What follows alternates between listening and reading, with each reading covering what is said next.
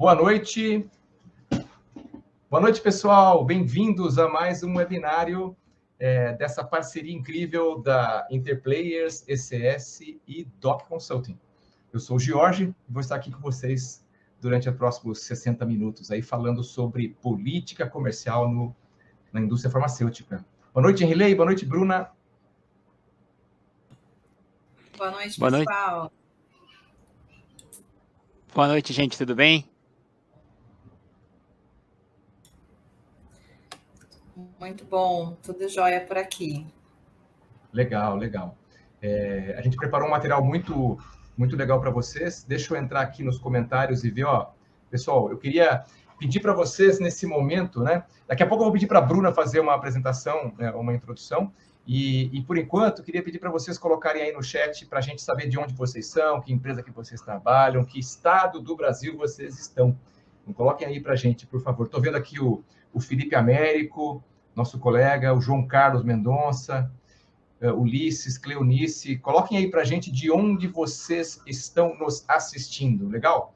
E antes da gente começar a nossa apresentação, que a gente preparou com carinho para vocês, eu queria pedir para a Bruna fazer umas boas-vindas aí para a audiência. Afinal, é a grande patrocinadora e grande apoiadora desse grande projeto nosso de levar conteúdo todos os meses sobre Revenue Management e Pricing para a indústria farmacêutica. Obrigada, Jorge. Bom, queria dar boas-vindas aí a todos que estão aqui conosco. Estou super feliz, né, de estar em mais esse encontro, nessa nossa jornada, né, Jorge, em Relay, de trazer todo mês informações, novidades, discussões, debate de qualidade sobre o tema pricing, né? Acho que hoje a discussão aqui é super valiosa. A Interplayers, ela vem buscando ao longo desses anos uma parceria para a gente conseguir trazer mais informação de qualidade a respeito desse tema. Acho que a gente vem conseguindo aqui com vocês. No nosso modelo, nós operamos, né, por meio das nossas plataformas B2B, políticas comerciais das mais complexas, né, que vocês possam imaginar, políticas que envolvem aí diversas conectividades, diversos formatos. E a discussão que a gente vai ver aqui é uma discussão que vem antes da execução da política comercial, né? Que é o planejamento dela, e é o que dita a rentabilidade para os nossos clientes. Então, é uma discussão muito valiosa, que os nossos clientes nos procuram diariamente para falar desse tema.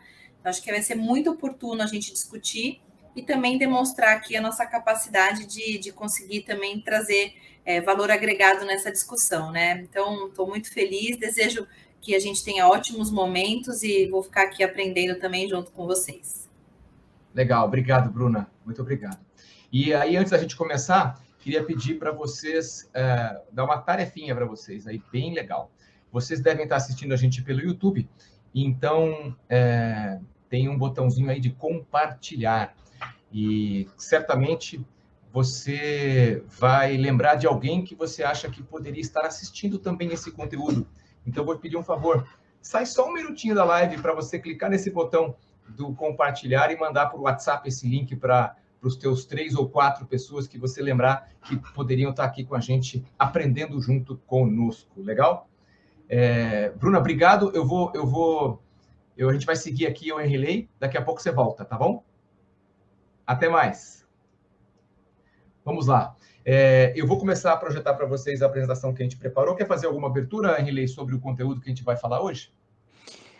Bom, eu vou falar, eu peço desculpas aqui, eu vou desligar até a minha câmera, porque eu estou com uma inconsistência de sinal. Também você me avisa, Jorge, se eventualmente a minha voz, ou enfim, estiver oscilando, para a gente ver o que eu consigo fazer. Mas...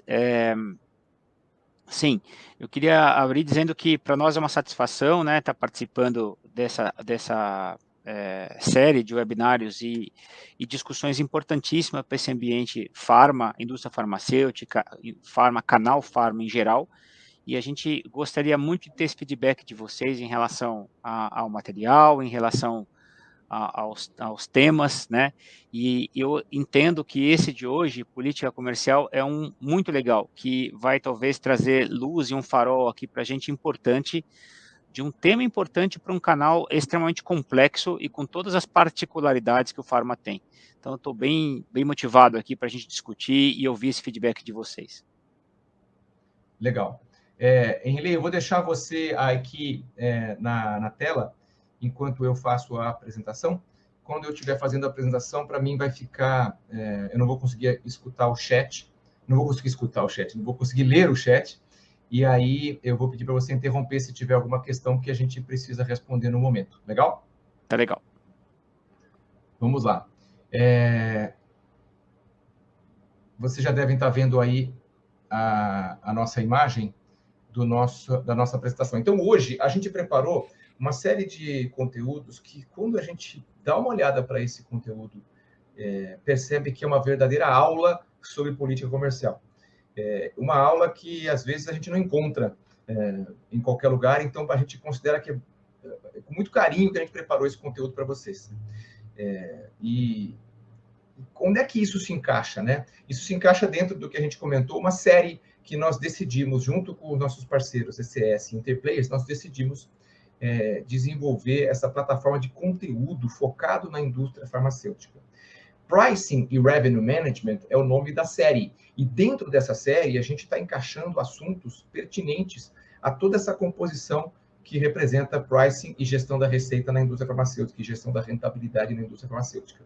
E por que na indústria farmacêutica? Porque a gente acredita que é uma área que carece de conteúdo e de informação de qualidade sobre esse assunto. Tem muita coisa, mas poderia ter muito mais. E a gente está contribuindo com trazer muito mais conhecimento, conteúdo, experiência prática sobre pricing na indústria farmacêutica. E vamos até falar hoje sobre alguns mitos de por que muitas vezes se acha que não é tão relevante assim, ou que não é aplicável o conceito, né? A gente já teve 2 webinários dessa série, um que aconteceu em dezembro, o webinário de inauguração, onde a gente trouxe um pouco do tema de Gross to Net, e depois, em janeiro, a gente trouxe um debate aí com uma série de profissionais que estão atuando na indústria, falando um pouquinho sobre efetividade promocional. Hoje a gente vai falar de política comercial, e depois tem aí outros temas já previstos. Eventualmente a gente inclui um novo e muda a ordem, mas o nosso compromisso é de fazer um webinário por mês até o fim do ano, ok? E a gente começa com essa pergunta, né? Política comercial na indústria farmacêutica. Será que tem oportunidade? Escrevam aí para a gente no chat. Vocês acham que tem oportunidade na política comercial? A gente sabe que tem, a gente acredita que tem, mas a gente quer saber se vocês têm a mesma opinião. E por quê? Porque existe alguns mitos de que a maneira como a gente trata o tema política comercial na indústria de bens de consumo, muito se fala de que essas metodologias, essa abordagem pode não ser aplicável à indústria farmacêutica. E por que pode não ser aplicável? A gente vai falar sobre isso. Por que algumas pessoas acham que não pode ser aplicável? E um dos grandes objetivos nossos aqui hoje é de quebrar esse mito e de mostrar para vocês que é sim aplicável. Na verdade, a gente tem alguns objetivos com vocês. Esse que eu falei está por trás de todos eles. A gente quer apresentar para vocês algum conteúdo, o conteúdo aqui que vai ajudar a vocês a identificarem diferenças e similaridades que uma política comercial de uma indústria farmacêutica ou de uma indústria que atende o canal Pharma, que existe quando a gente fala de portfólio, né? Quando a gente fala de categorias diferentes. Qual a diferença de uma política que fala de uma indústria mais focada em RX? Qual é a diferença para a política comercial de uma indústria mais focada em OTC e de uma indústria que tem produtos de Consumer Health, CH, né? Nós vamos ver sobre isso. Outra coisa, nós vamos mostrar para você uma ferramenta de análise do Gross to Net, da lucratividade, dos elementos da política comercial, e vamos ensinar como é que a gente interpreta as diferenças entre o on-invoice, que é tudo aquilo que é investido e dado em desconto em nota, e o off-invoice, que são aqueles investimentos feitos através da forma de rebate, de depósitos, de acordos, que não é na nota fiscal. Nós vamos entender a diferença entre eles, né? A gente vai ver um método para avaliar, não adianta saber aonde estão. Primeiro passo, saber aonde estão os investimentos. Segundo passo, saber se os investimentos têm qualidade, se eles estão dando retorno. Então, a gente trouxe o 3 e o 4. um método para avaliar a qualidade e como classificar esses investimentos. E o número 4, alternativas para se avaliar se esses investimentos estão trazendo o resultado que se esperava. O retorno, que pode ser o retorno financeiro ou o retorno simplesmente de entregar os resultados de execução comercial que eram previstos, né? Então, esse é um pouco da agenda de hoje. Henrique, se tiver alguma pergunta aí, pode me interromper, tá? Que eu estou numa tela aqui que eu não consigo ver o chat, tá? E aí eu falei lá no começo... Legal. E eu falei lá no começo para vocês, né, de por que existe um mito de que as ferramentas que se usa na indústria de bens de consumo podem não ser aplicáveis ao farma. Esse mito existe porque muito se fala, e a gente escuta isso bastante nas nossas interações com clientes, muito se fala de que é diferente. Aqui tem preço regulado, lá não tem. É diferente, aqui a tabela de preço já é definida por default, aqui tem o preço fábrica. Aqui tem... eu trabalho com OL, com operador logístico, o distribuidor tem um outro papel. Eu tenho demanda médica, a minha como é que fala? A minha geração de demanda depende de elementos que não são o ponto de venda. Então, é diferente aqui. Aqui eu não tenho consumidor nem shopper, eu tenho paciente. Aqui eu tenho um programa do governo, farmácia popular, é diferente. Aqui eu tenho o PBM, que é um sistema... aqui eu trabalho com venda intermediada, eu vendo e quem entrega... Tudo isso são temas que são trazidos, né, para que... são trazidos para dizer que, olha, é diferente, não dá para aplicar a mesma metodologia. E o que a gente vai dizer para vocês dá sim. E tem muita oportunidade que, se aplicada a metodologia, se aplicada às ferramentas que a gente vai mostrar aqui, há uma grande oportunidade de vocês ajudarem as suas empresas a entregarem melhores resultados de execução comercial, melhores resultados de faturamento, melhores resultados de lucratividade, através de uma política comercial estruturada, eficiente e que dê, ao mesmo tempo, transparência e autonomia para a equipe comercial e para os clientes. Apesar da gente estar falando de política comercial, a gente sempre gosta de trazer para vocês a referência que são os pilares de um processo de precificação estratégica que a gente usa na nossa metodologia DOC Consulting, DOC Pricing. Os pilares são esses, são 5 pilares, né? Tem um pilar de sustentação, que é a governança de preços, e tem o pilar de estratégia de preços, Pricing Strategy, que é fundamental definir qual é o preço, qual é o posicionamento de preço que eu gostaria de ter dos meus produtos, dos meus medicamentos na ponta, ao consumidor, ao paciente, ao shopper, né? A definição, tudo começa pela definição de qual é a estratégia de preços. Depois que a gente tem a definição da estratégia de preços, vem o entendimento da estrutura de preços. O que é a estrutura de preço? É toda a combinação da cadeia de valor que faz com que eu consiga chegar no ponto de venda, ou consiga chegar no ponto de dispensação, consiga chegar no ponto do meu cliente, o meu paciente, o meu shopper vai adquirir o meu produto, o meu medicamento. Eu tenho que entender os canais, eu tenho que entender as margens, eu tenho que entender os impostos, eu tenho que entender a logística, eu tenho que entender essa estrutura. Porque se eu não entender essa estrutura, como é que eu vou construir uma tabela de preços que me leve até o preço que eu desejo ter na ponta, né?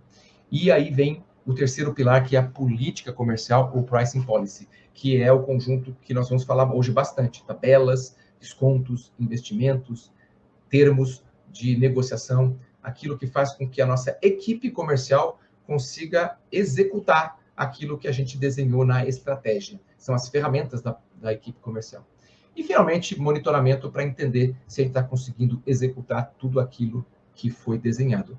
Por baixo de tudo isso, a governança de preços, que garante que as pessoas certas da organização estão fazendo as revisões, estão aprovando, a gente sabe exatamente quem é que tem que executar o quê em cada das etapas do processo.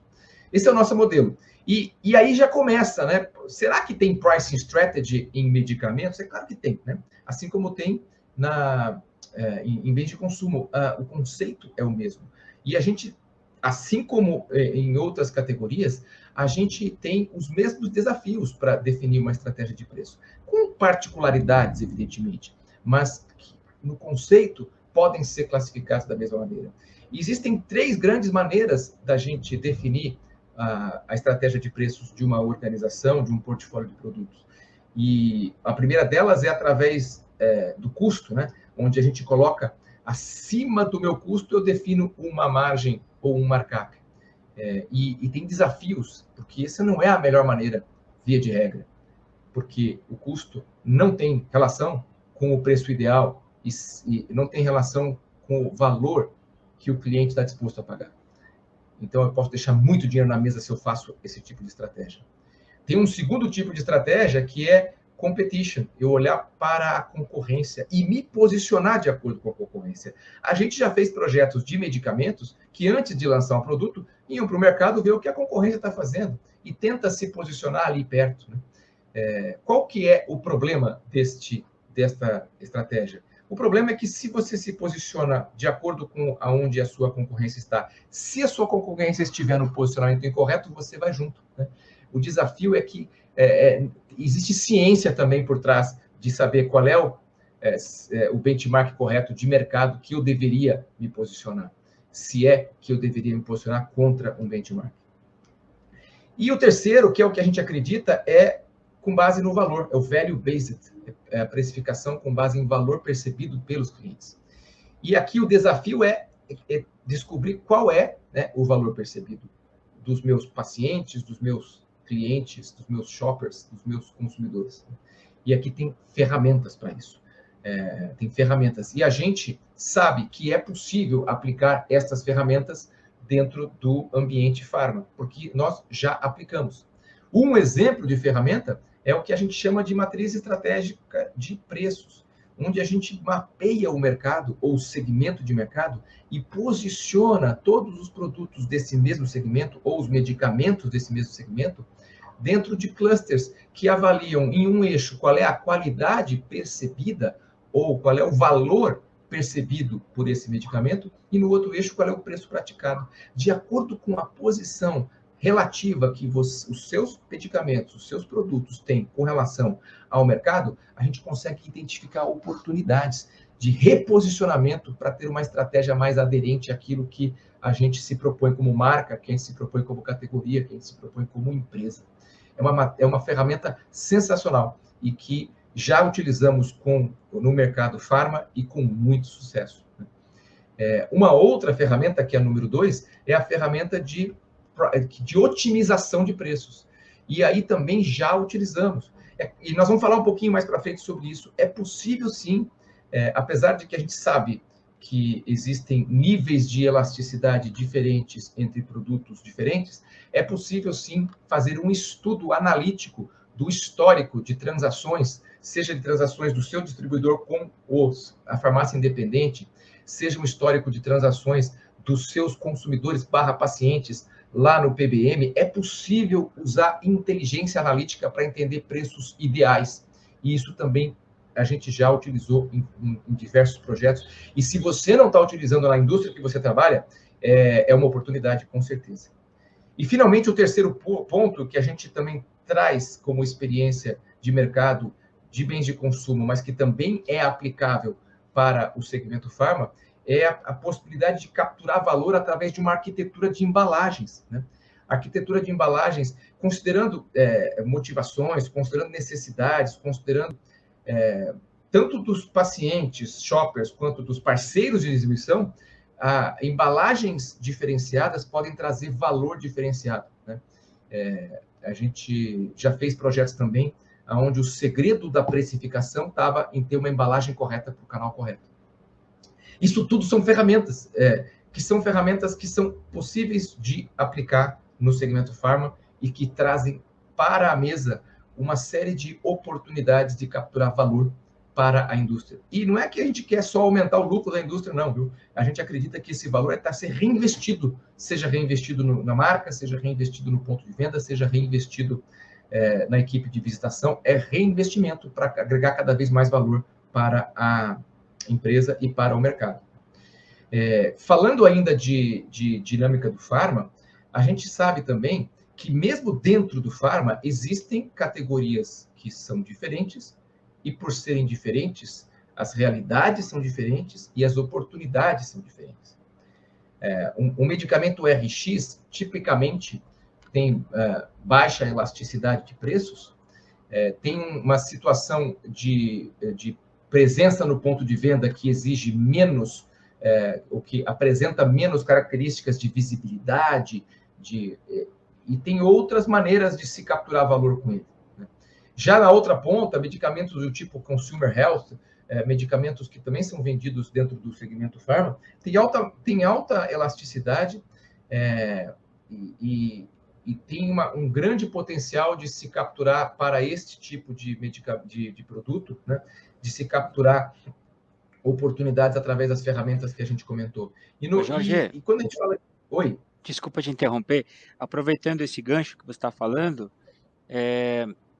uma pergunta da Ana Paula aqui, pertinente, se este tipo de iniciativa, né, ou de estratégia são direcionadas mais para a indústria, ou se é possível trazer este tipo de approach, né, de abordagem, de estratégia por varejo também. Entendi. Só um minutinho aqui, que eu recebi uma mensagem aqui de que tem um comentário que tem que ser tirado ali da... Desculpa, pessoal. A gente está fazendo aqui a transmissão e acabei não vendo esse detalhe. Legal. Pode repetir a pergunta, Riley?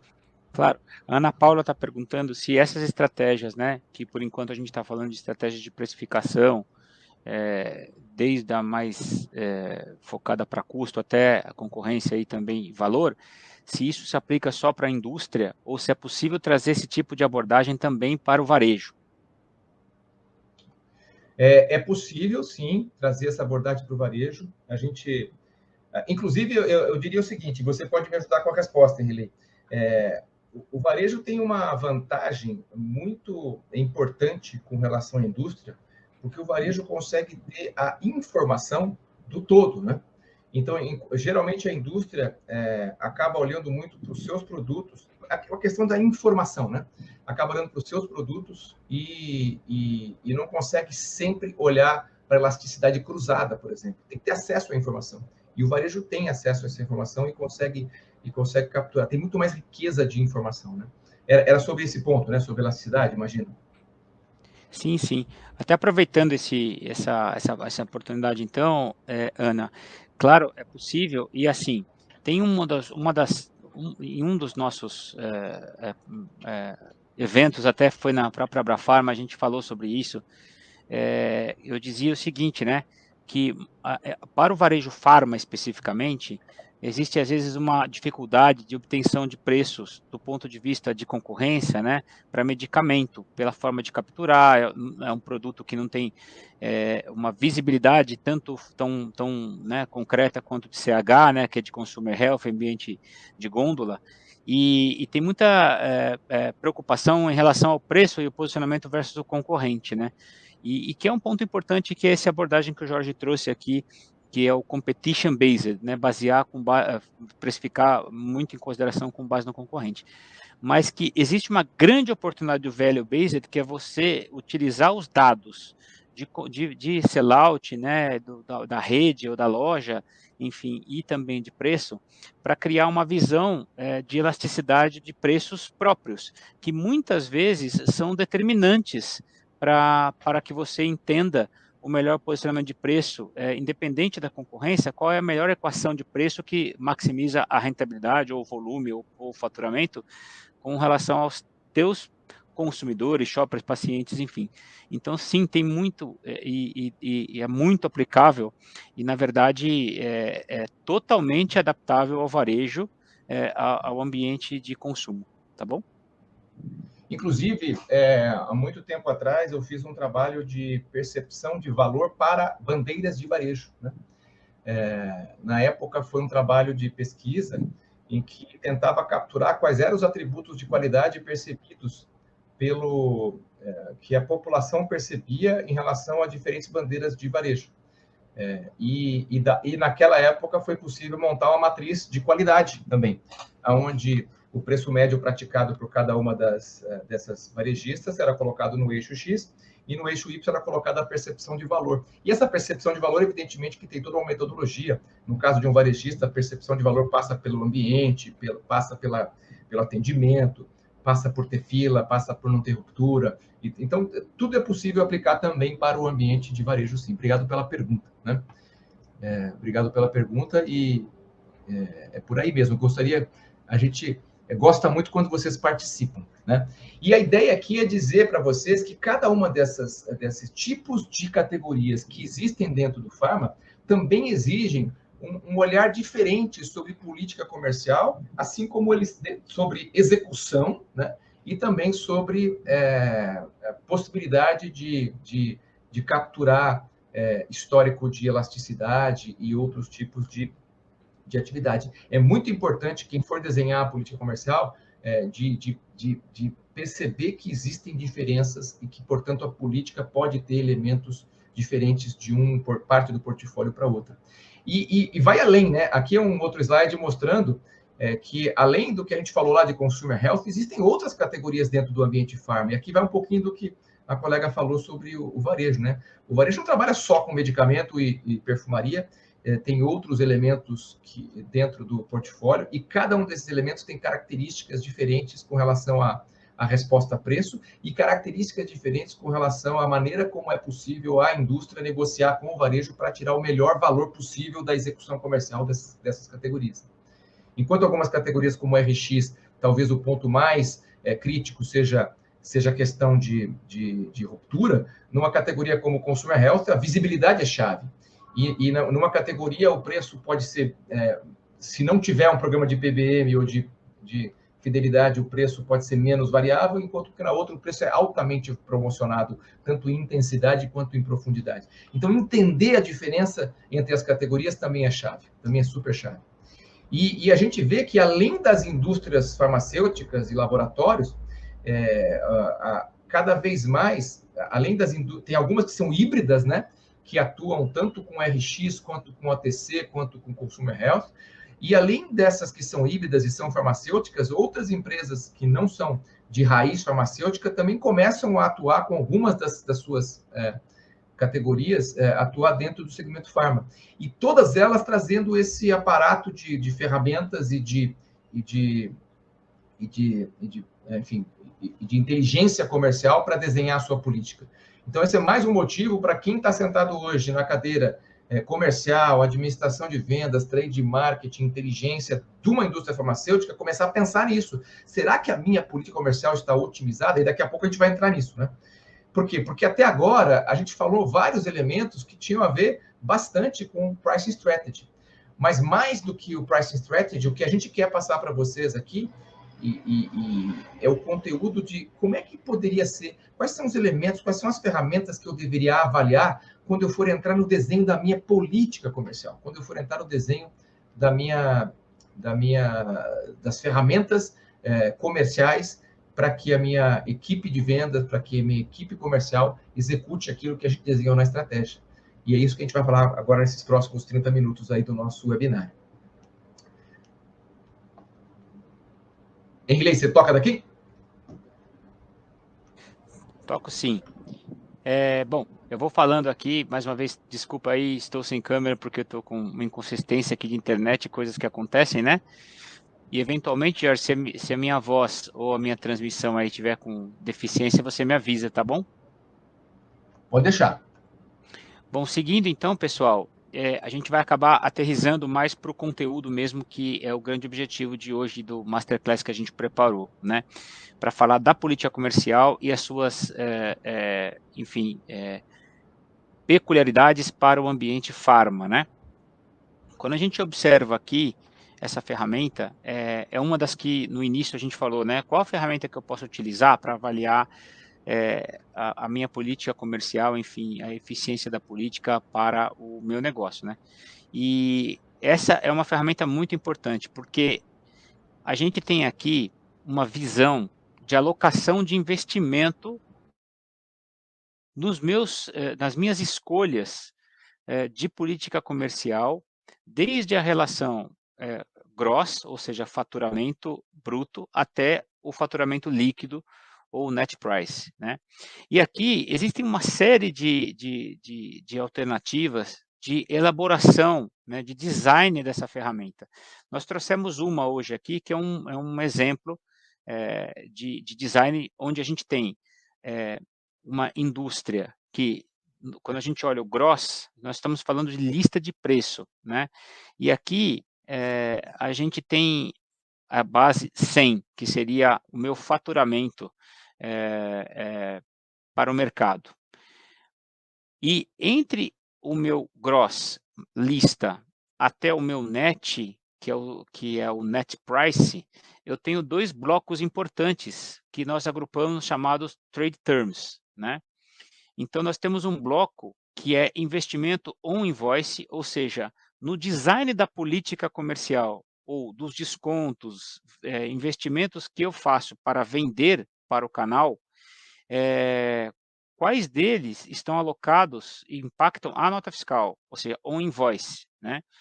E existem aqui, e aqui vale uma diferenciação desse bloco, porque existem indústrias que alocam investimento, por exemplo, desconto de canal, nessa relação, ou seja, entre a minha nota, que impacta a minha nota fiscal, e eu tenho visibilidade disso né, nessa primeira avaliação.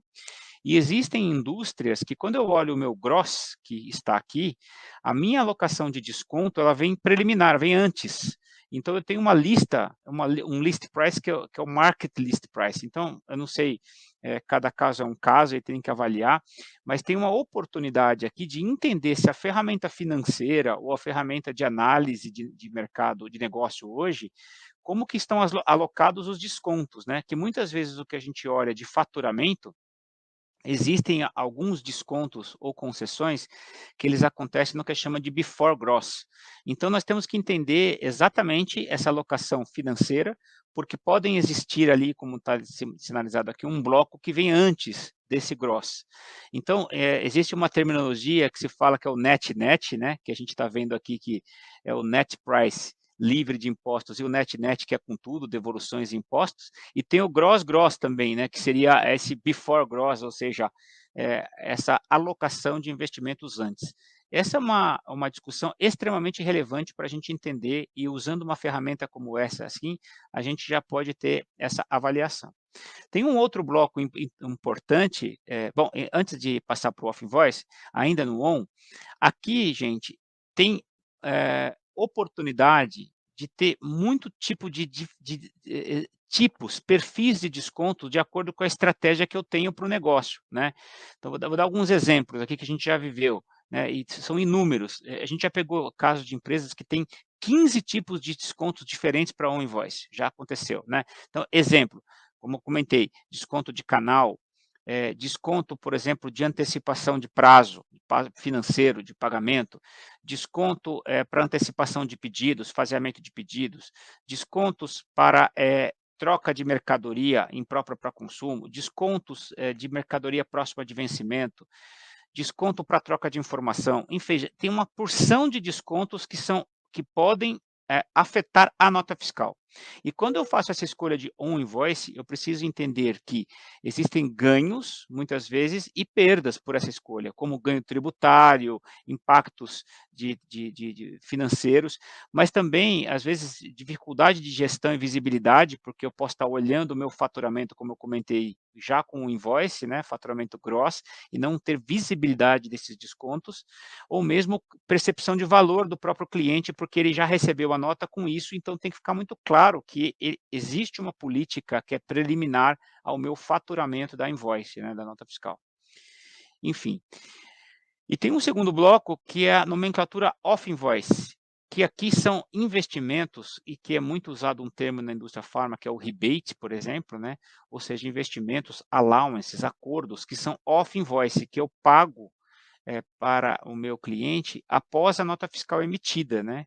Então, por isso que eles são off-invoice. E aqui existem muitos exemplos.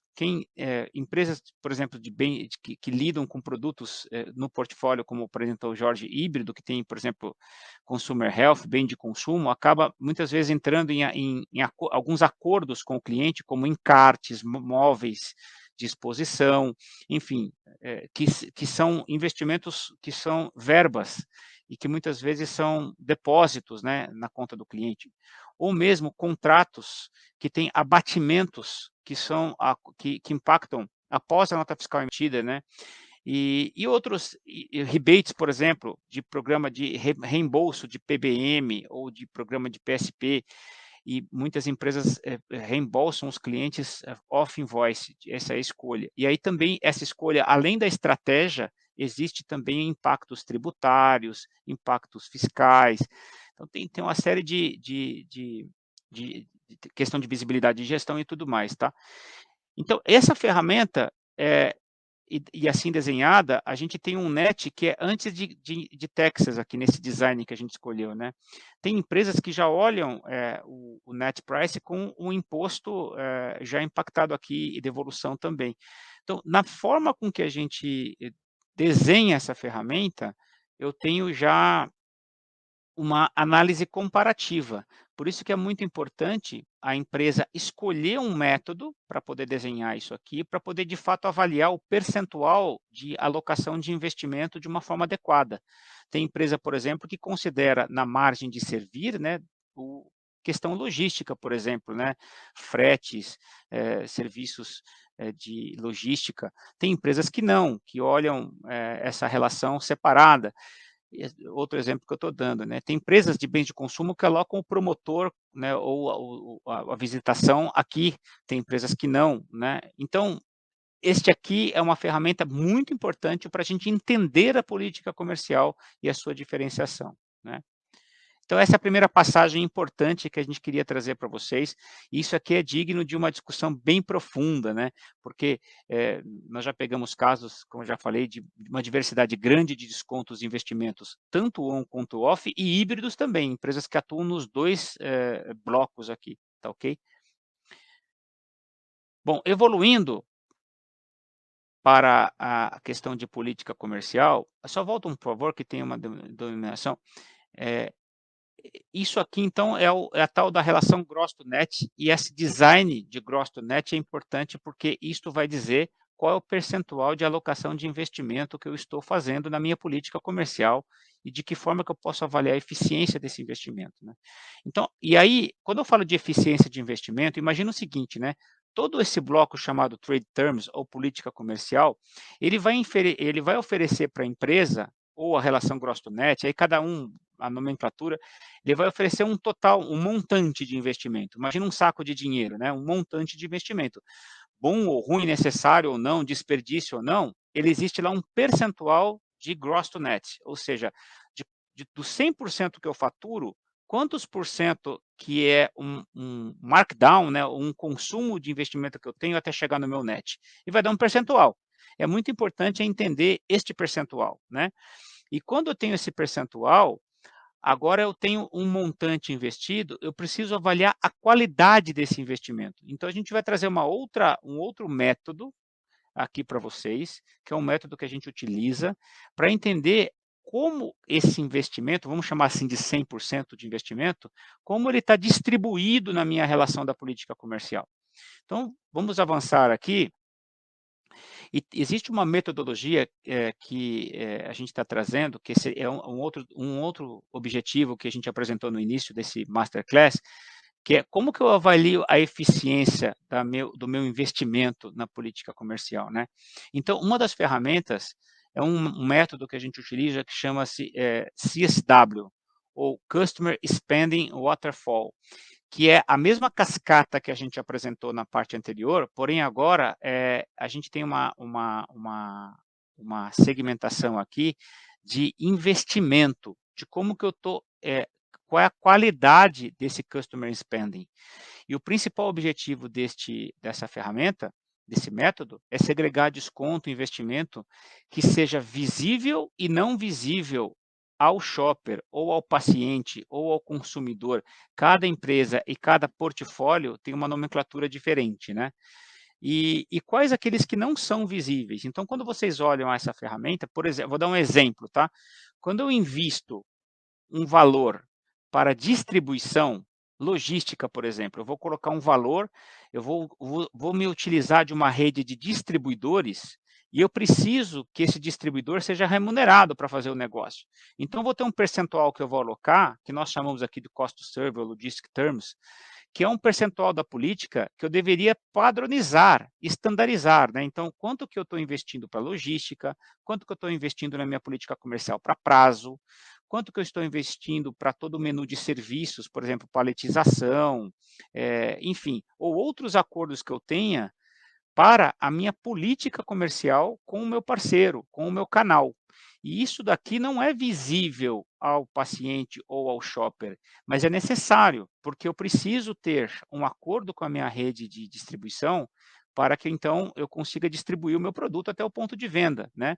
E mesmo numa rede de farmácias, muitas vezes eu tenho um contrato onde centralização, por exemplo, de entrega dos produtos e depois essa distribuição fica por conta da rede ou um distribuidor, enfim. Então, eu já tenho aqui, é um investimento que é necessário, deveria ser padronizado, porque dá um espaço aqui para uma construção de vários tipos e perfis de descontos diferentes, e que dá um espaço também para alguns deles, que é uma outra discussão, serem descontos fixos ou descontos de PPP, que nós chamamos, que é um Pay per Performance, ou Pay for Performance, que eu posso amarrar também este mesmo tipo de padrão, exemplo logístico, que eu posso ter indicadores ou SLAs de acordo com o meu desempenho, eu posso remunerar mais ou menos este meu investimento.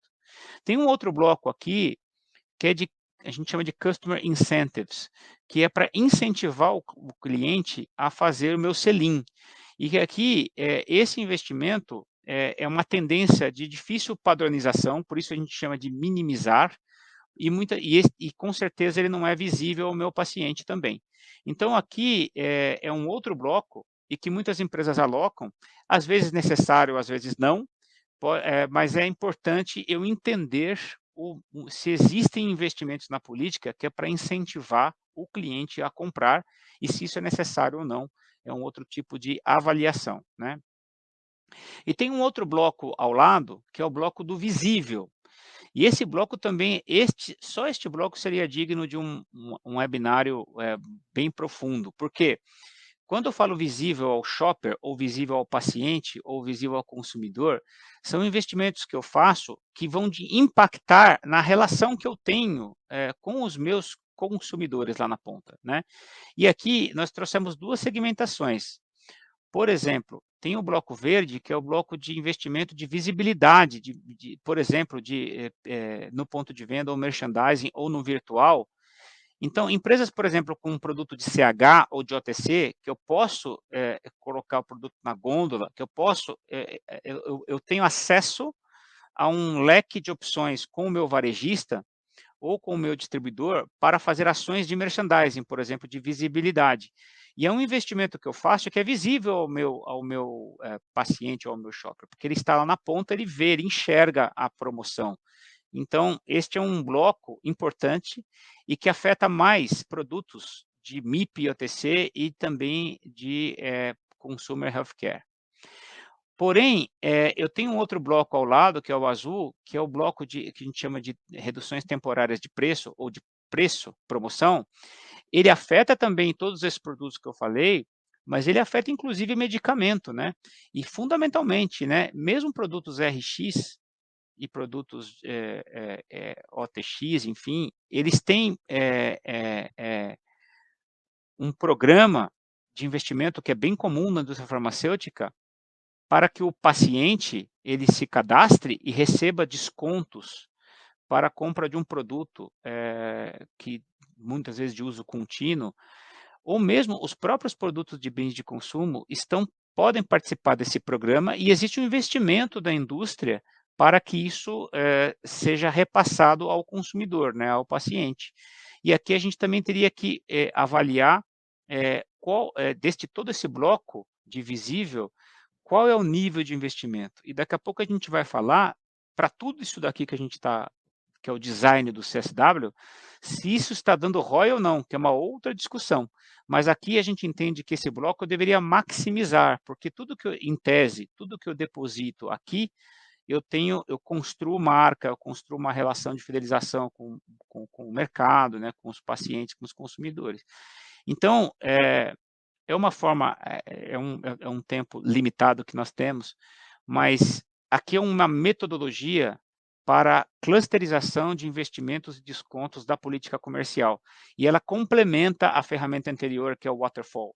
Ela pega, além de entender a minha alocação, aonde está alocado, se é off-invoice, se é on-invoice, se é before gross, se é net, eu consigo entender a qualidade, o propósito, a estratégia desse investimento, né? Evoluindo essa nossa conversa, né? Nós trazemos aqui um diagrama que é um processo de venda, né, desde da farmácia, podemos avançar para o próximo quadro, desde a indústria farmacêutica até os shoppers ou consumidores e pacientes, existe toda uma relação complexa entre canais, modelos de negócio, né? Então, por exemplo, eu posso chegar da indústria ao varejo diretamente com a minha equipe de comercial, né? E estes varejistas vão disponibilizar o produto para o meu consumidor, ou eu posso me apoiar de um distribuidor para acessar farmácias independentes, né, ou farmácias, ou redes médias, e este distribuidor, ele tem a sua própria equipe de distribuição, e eu preciso ter a minha política comercial para esses dois canais, né, e este distribuidor vai acessar e vai ter a política comercial, que é a segunda perna da minha política, que nós chamamos essa primeira relação de sell-in, ele vai ter o que a gente chama de sell-through, que é a venda do distribuidor para a farmácia independente, onde eu tenho o meu ambiente de concorrência, né, nesses varejos, né? E eu tenho também indústrias que se utilizam de uma equipe própria, que muitas vezes é chamada de OL, ou equipe de transfer order, ou transferencistas, que são equipes que visitam esses pontos de venda, que capturam pedidos e transacionam isso num portal, que é o portal do PharmaLink, via o distribuidor, eu consigo depois fazer a distribuição dessa venda para as farmácias. Por isso, eu tenho que ter a minha política muito bem amarrada com o distribuidor e com a minha equipe de transfer order, para que eu consiga oferecer o preço e as condições comerciais para as farmácias, e para que isso depois chegue até ao meu consumidor, ao meu shopper e ao meu paciente. Isso tudo, como já falou o Jorge no início, envolvendo os 3 portfólios, né? Portfólio de medicamento controlado, RX, portfólio de OTC, de MIP, portfólio de Consumer Health, abrindo toda aquela variedade de produtos que foram apresentados. Fora isso, eu também tenho um programa de fidelização que acontece dentro desse ambiente, né? Que a gente já falou, que são programas muitas vezes aqui eu tenho uma diversidade, né? Eu tenho programa da própria indústria, eu tenho programa de desconto do plano de saúde, eu tenho descontos que são do governo, né? Como o programa do Farmácia Popular, por exemplo, eu tenho programas da própria farmácia, eu tenho uma infinidade de opções de desconto, e tudo isso aqui é a política comercial, envolve a política comercial.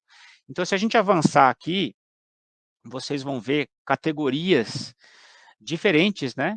De A a D aqui, avançando mais um clique aqui, a gente vai ver que estes descontos e verbas, eles estão impactando a cadeia como um todo, né? Então, então, aqui a gente está trazendo, né? Desde lá nós trouxemos o Waterfall, que é como que eu enxergo a minha relação gross to net, depois o CSW, que é para qual finalidade eu tenho e para que, se é visível ou não visível, e como que eu avalio o tipo de investimento. E aqui a gente olha já aonde ele se aplica na minha relação do meu go-to-market, né? Como que eu chego até o meu shopper ou paciente. E olha, gente, com a infinidade de canais que estão se abrindo com o mundo digital, esse portfólio, né, ele pode ficar ainda mais complexo, né? Aqui nós trouxemos um modelo tradicional, que é onde o ambiente farma enxerga, mas a gente já tem medicamentos hoje sendo aplicados e vendidos por super APPs, né, ou mesmo as próprias farmácias com seus portais, ou a indústria também diretamente. Então, tem uma porção de fatores que precisam ser avaliados na minha relação da política comercial, né? Bom, e aí, indo para a parte final da nossa discussão, nós trouxemos aqui um mapa de oportunidades, né? O que é esse mapa de oportunidades? Bom, nessa nossa parceria com a Interplayers, a DOC e a Interplayers e a ECS, nós temos aqui 4 categorias de projetos que a indústria tem possibilidade de avaliar o ROI, o retorno sobre o meu investimento na política comercial, né? Então, por exemplo, o primeiro, é um projeto de entendimento da eficiência da política comercial para os meus clientes, né? Então, distribuidores, atacadistas e redes.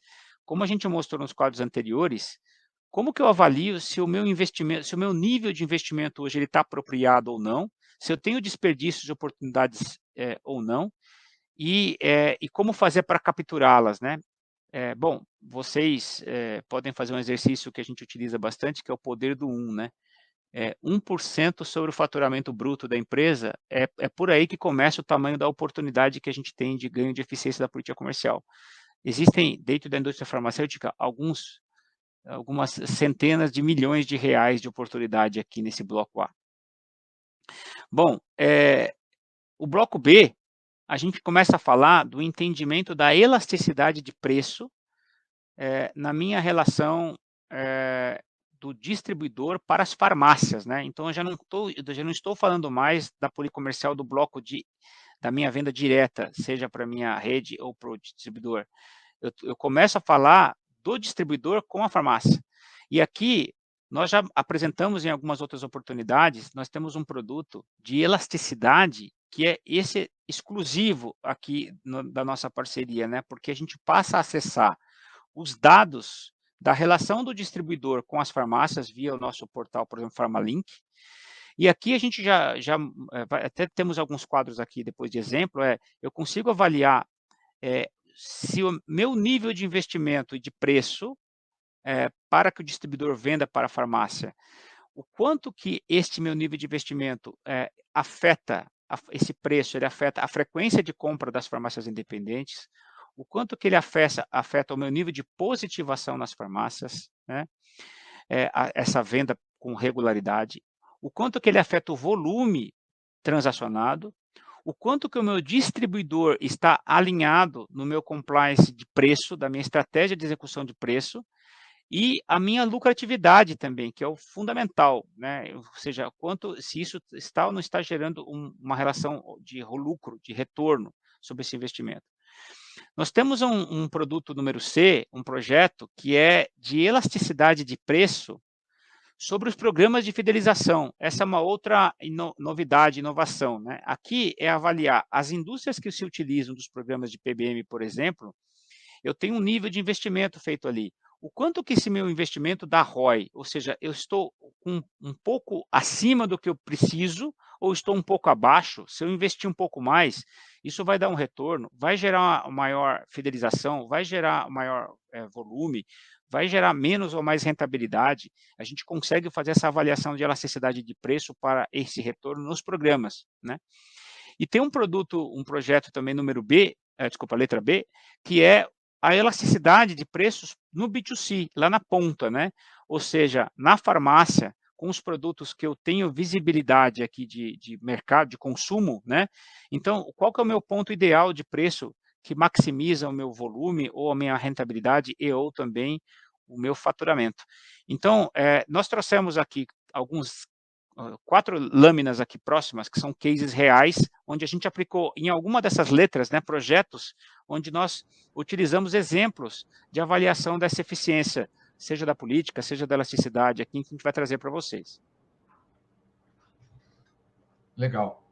Obrigado, Henrique. Aqui é um exemplo de um projeto que a gente fez com uma indústria que atende o Canal Farma e que o modelo de negócios com os clientes existia um investimento em contrato de comercialização. Cada bola cada bolha, cada ícone aqui deste gráfico representa um cliente. No eixo aqui, no eixo Y tem o faturamento que esse cliente teve no ano, e no eixo X aqui, o percentual de investimento em rebates contratuais que foi feito com esse cliente. E a gente usou esse levantamento, fez parte de um raio-x que nós fizemos na análise desta ferramenta que era o contrato. E é evidente que a gente descobriu situações limites muito críticas, né? Alguns clientes que davam prejuízo para a empresa, porque tinham um nível de investimento contratual muito alto, e não necessariamente... Aqui a escala é logarítmica, viu, do faturamento. De 10 mil, vai para 100 mil, vai para 1 milhão, vai para 10 milhões. Então, tinha alguns clientes que não justificava o nível de investimento, não justificava em termos de retorno, seja de rentabilidade do mix, seja porque não tinha uma lógica, E aí, quando a gente entrou dentro do estudo do que estava nesse contrato, também descobrimos que não tinha um racional do tipo investimento visível ao consumidor versus investimento não visível. Então, essa é uma das ferramentas que a gente usa para entender se a política comercial tem oportunidade, é mergulhar, a gente chama de deep dive, a gente mergulha nas ferramentas que são usadas. E aí a gente fez um raio-x do investimento contratual, e a partir desse raio-x percebeu algumas grandes oportunidades que fizeram esta empresa redesenhar este modelo de negociação com os clientes. O legal desse tipo de análise é entender, por exemplo, eu tenho aqui nesse portfólio um cliente relevante, né, acima da média de faturamento da empresa, com maior nível de contrato ali, na casa de 18%, 19%. O que está envolvido nesse contrato, né? Então, quando a gente olha na verdade, o pontinho vermelho é lá no outro extremo, né, na direita lá. Quando eu olho esse tipo de cliente e esse tipo de contrato, esse 15% é para quê? Por exemplo, a metodologia do CSW, né, do Customer Spending Waterfall, vai conseguir abrir isso, se é um desconto logístico, se é um contrato para reposição de produto, se é um desconto, enfim, de composição de margem, e assim vai, né? E a mesma coisa vale para os menores, né? Porque alguns clientes têm um contrato praticamente com 2%, com 5%, né? E qual é a finalidade disso, né? A gente fala, às vezes um contrato de 5% pode ser mais, ter um malefício, né? Ser pior que um contrato de 15%. Porque depende, a gente já viu contratos de 5% que são só para um Customer Incentives, por exemplo. É um rapel, é uma negociação que não é visível e que não traz benefício para o negócio. E já vimos contrato de 15%, que todos os pontos estabelecidos ali são relevantes e fazem parte do acordo comercial. Então, é difícil julgar, teríamos que avaliar exatamente o impacto disso e os critérios aplicados, né? Então, um outro exemplo, avançando aqui, trouxemos também aqui um exemplo de faseamento de pedido, né? Então, uma indústria, por exemplo, aplicando um desconto para antecipação de pedido. Então, a gente olha aqui que uma entrada de pedidos antes do dia 20, que era o critério para se obter esse desconto, muito acima da média, ou seja, 70% dos pedidos, eles entravam na empresa antes do dia 20, né? E a finalidade era eu ter uma descompressão no meu modelo de faturamento, né? Para eu poder aplicar um faturamento mais equilibrado, né? Mas quando a gente foi fazer uma lupa e viu na prática, o pedido ele entrava antes do dia 20, mas o faturamento era o contrário, né? 70% dos pedidos faturava depois do dia 20. Então, são exemplos aqui de políticas que, nesse caso, era um investimento desperdiçado, né? Que a gente, neste trabalho, a gente eliminou, por exemplo, esse driver, que não estava voltando para a empresa, né? Esse investimento tinha um propósito que não estava acontecendo na prática, né? Então, é um exemplo aqui também de avaliação de oportunidades na política comercial, né? Esse aqui é um estudo também, exemplo real, nós fizemos aqui, foi com uma grande indústria farmacêutica, e a gente analisou neste case uma infinidade de preços praticados pelos distribuidores, né, aqui de A a H, os distribuidores dessa indústria, né, com o principal SKU da empresa, um item aqui, um item, um SKU, né, e a gente viu que muitas coisas aqui, né, por exemplo, os preços deste mesmo produto da caixa, ele variava no mesmo estado, que é o estado de São Paulo, de R$ 56 até preços do dobro, de R$ 105, né? E com uma grande intensidade entre 77 até R$ 95, mais ou menos.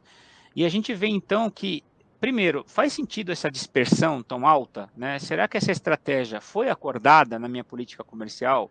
Será que eu estou controlando isso daqui, né? Será que... E você vê que entre os distribuidores, essa dispersão também ela é alterada, né? Então, são exemplos de avaliação que podem estar ocorrendo aqui desperdícios desnecessários, né? E quando a gente olha ao lado, o diagrama de pontos de preços, com a minha relação de quantidade de caixas vendidas no produto, eu vejo que eu tenho para uma caixa, de 0 a 1 caixa ali na primeira... uma dispersão. Então, claramente já conseguimos entender aqui que existe uma oportunidade de melhor controle dessa política, né, desse desconto, porque aqui nós estamos falando de nenhuma praticamente variação de volume. E quando a gente olha para baixo, quando a gente vai evoluindo por número de caixas vendidas, a gente vê uma maior dispersão de desconto, que aparentemente faria um certo sentido, né, um maior volume para preço, só que aí a gente cai naquela dispersão que eu parto de uma média ali de R$ 85 e caio para 56. Faz sentido dar este nível de desconto para essa obtenção de volume? Para isso a gente roda estudos de elasticidade para entender se, primeiro, essa política está alinhada ou não, e segundo, se esse tipo de investimento está dando o ROI necessário, porque é um nível altíssimo de desconto para essa obtenção desse volume, né? Então, é um estudo bem interessante para se avaliar para o negócio, né? Para o negócio de vocês, né? Legal. E aqui a gente fez uma análise de um medicamento vendido através de um dos principais distribuidores do Canal Farma, né, para farmácias independentes. Esse medicamento, a gente analisou o que a gente chama de sell-through, né? O que é o sell-through? É o quanto que o distribuidor vende em volume de caixas para os seus clientes, que são as farmácias independentes, farmácias de rede, farmácias regionais que ele atende, né? E essa indústria que a gente fez esse projeto, evidentemente, pagava, tinha lá uma negociação com esse distribuidor para fazer esse trabalho, e tinha, em alguns casos, existiam ações promocionais. E a gente foi entender como é que e uma das coisas que tem que ser feito quando você vai analisar uma política comercial é o resultado que ela está trazendo para você, né? E aqui, com esse perfil de sell-through ao longo do ano, a gente conseguiu enxergar vários elementos interessantes, né? O primeiro elemento é uma característica muito comum no mercado farma, que é um aumento de volume não necessariamente acompanhado por um aumento de preços, que é a preparação aí antes da alta de preços que acontece todo ano no mesmo mês. O que aconteceu aqui? Isso aqui tem que ser considerado na política comercial como? Houve algum incentivo para esses clientes comprarem? Esse incentivo foi uma antecipação de volume. Essa antecipação de volume gerou algum tipo de consequência no volume dos meses seguintes? Como é que a gente incorpora isso numa análise de se há ou não oportunidade na mesa, né? Então, o primeiro ponto é esse, né? Existe uma característica específica do segmento farma que tem que ser levada em consideração no momento de desenhar a política. A outra consideração é que esse produto, especificamente, ele era um produto sazonal. Ele tinha, supostamente, uma maior demanda no inverno, que é mais ou menos aqui no meio do gráfico, né? Então, no inverno, a empresa começou a investir tanto em investimento fixo, que é o investimento para participar de campanhas, para participar de pacotes que são negociados nessa época, como também variável, porque a cada tanto se baixava o preço. Será que é necessário baixar o preço no inverno, quando a demanda já é alta? Quanto dinheiro nós não estamos deixando na mesa por fazer isso, né? São análises que a gente faz também.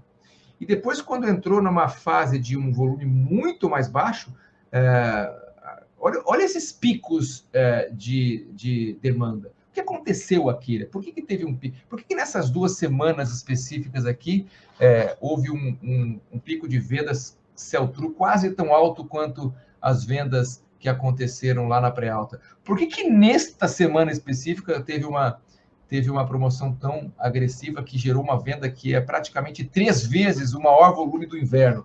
Será que deu payback? Será que deu ROI? Esse é o tipo de análise que está vindo. E a política comercial desta semana foi tão agressiva que gerou um volume tão grande. Será que isso valeu a pena? São de novo, volto lá para a primeira tela do nosso webinar. Será que tem dinheiro na mesa?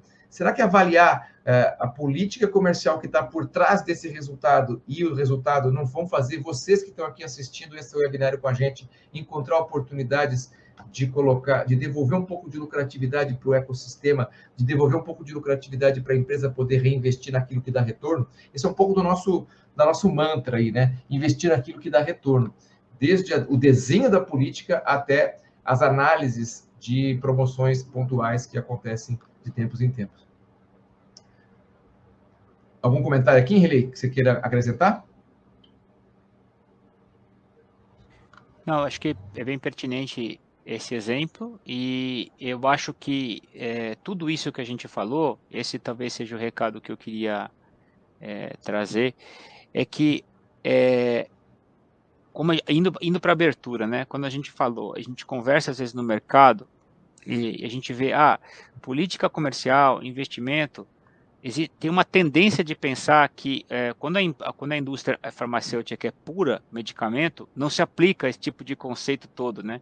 E na verdade, isso é uma questão a ser discutida, né? Porque nós temos, e trouxemos aqui hoje exemplos de vários descontos que você tem por categoria. Então você, claro, independente da indústria, você vai dar desconto porque você precisa fazer a relação com o canal. Você vai dar desconto de canal, você vai dar desconto de prazo, você vai estabelecer uma série de amarrações que, independente do tipo de produto, estão ali. Quando a gente vai para incentivos a clientes, esse é um bloco de discussão importante que acontece em todas as indústrias. Eu acho que a gente também precisa trazer. E quando a gente vai para o bloco de visível ao consumidor, embora não explícito, não na gôndola, muito claro, como são empresas de consumer health ou farmacêuticas que têm produto de consumo, que aí temos móveis, pontas de gôndola, investimentos de encarte e outros que temos aí de descontos, a gente tem na própria indústria e até para produto de prescrição controlado, tarjado, a gente tem os programas de investimento e que fazem parte também da política comercial, né? E que estão ali, de alguma forma eu vou ter que remunerar os meus clientes para isso, eu vou ter que entregar. Então, a gente queria trazer para cá e fechar com isso, né? Essas 4 pontos que nós trouxemos de proposta no início. Então, existem diferenças e similaridades, porém, existe uma política comercial tanto para RX, quanto para o TCMIP, quanto para CH. E as indústrias que jogam na arena com os diferentes portfólios em conjunto, fica uma pergunta, né? Será que a política comercial ela está desenhada para trabalhar com essas diversidades? Ou ela foi concebida lá atrás com um tipo de modelo que talvez esteja dificultando o meu negócio com os demais? É uma discussão. Será que o meu prazo, como falou o Jorge agora no último produto aí, ele deveria ser o mesmo tipo de negociação de prazo ou de loading de inventário para todas as categorias? Será que a minha política ajuda a fazer isso, né? Será que a minha amarração de distribuição, por ser produto de câmera fria ou não, eu vou ter que dar uma diferença dentro do meu portfólio para o meu distribuidor? E assim vai, né?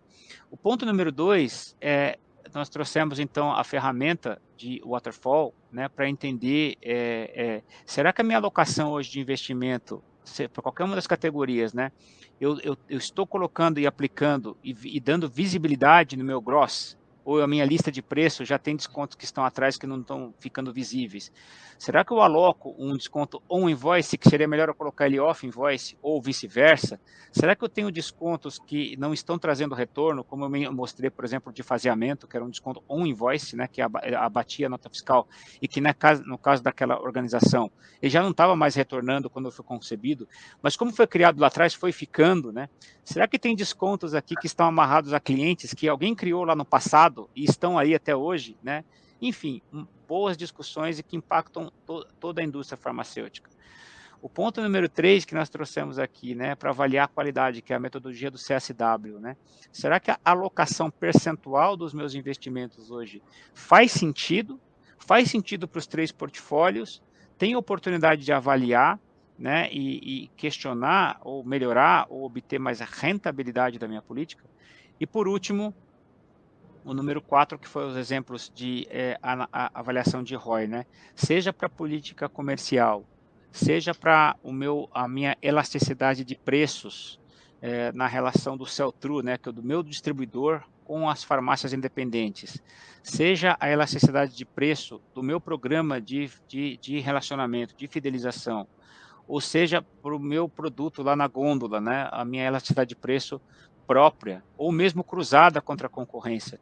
Existem ferramentas importantes e fundamentais para a gente obter a melhor relação de maximizar né, o meu preço para obtenção de lucro ou para obtenção de faturamento e volume. Então, a gente trouxe aqui, o objetivo dessa Masterclass, fechando aqui o ponto, então, era a gente abrir um espaço, um caminho, né, de discussão aqui, de debate, e eu vou tentar ligar minha câmera, vamos ver se vai funcionar agora aqui para a gente fechar, pelo menos. Ah, vai sim. Aqui, agora deu, né? Então, gente, o objetivo era a gente, então, fechar aqui uma proposta, né? Da gente abrir espaço para uma discussão, para um debate desse tema importante que é a política comercial para a indústria farmacêutica. E até ouvir de vocês, né, se faz sentido, debater um pouquinho mais, avaliar essas especificidades, né? Então a gente abre um canal aqui, né? Temos toda a equipe da Interplayers, da DOC também, preparados para a gente gostaria de evoluir essa discussão caso a caso com vocês, porque a gente entende ser uma grande oportunidade para a indústria farma este tema de política comercial, e esse era o propósito desse capítulo no nosso webinar series aqui do Pharma. É isso aí, Jorge. Só reforçando, a gente mostrou para vocês aí um mapa de oportunidades decorrentes de ter um olhar científico aí para o desenho e para o entendimento da política comercial e dos resultados que a atual política comercial está trazendo para vocês em termos de execução comercial. E aí colocamos aí 4 tipos de oportunidades, né? Então, se vocês que estão assistindo esse vídeo, esse webinário, seja agora ao vivo, seja no replay, que ele vai ficar disponível no YouTube, se vocês se identificam que existe oportunidade, tem dinheiro na mesa para a sua empresa trabalhar, seja o tema A, que é de entender a eficiência da sua política comercial para os seus clientes diretos, seja no tema B, que é entender, usar inteligência analítica para entender a elasticidade de preço do seu distribuidor para suas farmácias atendidas indiretamente. Se é pelo tema da elasticidade de preço B2C, porque você tem um programa de fidelização e gostaria de entender qual é o desconto ideal que deve ser colocado para maximizar os seus resultados, seja porque você tem uma empresa que trabalha com portfólio de consumer health, se qualquer uma dessas oportunidades fez sentido para vocês, a gente da DOC, junto com a Interplayers e junto com a SES, a gente tem condições de dar suporte para você e ir atrás desse valor, capturar esse valor para o teu negócio. A gente está preparado para isso, né? A gente trouxe alguns exemplos do que a gente já fez e certamente estamos preparados para ajudar a tua empresa, para suportar a tua empresa e ir atrás dessas oportunidades. Então, se você se identificou com alguma delas, se alguma delas faz sentido para você, se está já no seu mapa de oportunidades e prioridades para este ano, entre em contato com a gente, que nós teremos o maior prazer em fazer uma exploratória com vocês para entender como que a gente pode trabalhar juntos. Né? Legal, gente. Estamos recebendo uma série de agradecimentos aqui. Obrigado. Eu acho que, como até o próprio Luiz aqui, Fonseca, trouxe, é um tema muito sensível, né? É um tema complexo, um tema a ser estudado, mas o que hoje é assim, o tema de política comercial e pricing é um tema científico. Vocês que são do pharma e usam muita ciência para desenvolvimento de moléculas, de produtos e tal, este mesmo nível de estudo de ciência, ele existe para este bloco de política comercial e de pricing. Tem, vocês viram ali, tem exames, né? Tem diagnósticos profundos e que encontramos aqui muitas oportunidades de explorar esse tema, né? E usando esses métodos, com certeza nós temos muitas discussões positivas aqui que vão de encontro aos objetivos da indústria farmacêutica e que talvez em alguns ângulos ainda não explorados na intensidade, né? Legal. Alguma pergunta mais da audiência? Estamos aqui à disposição.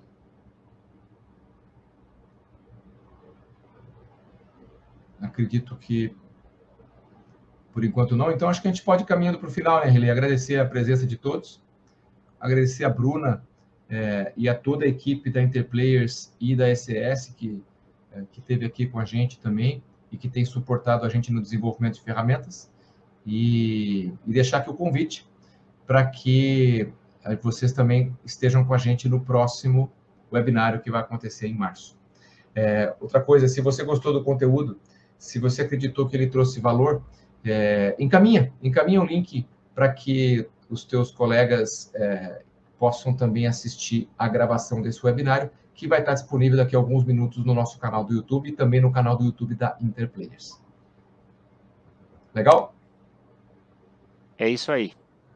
Um grande abraço a todos. Um abraço a todos e uma boa noite. Até mais, boa noite.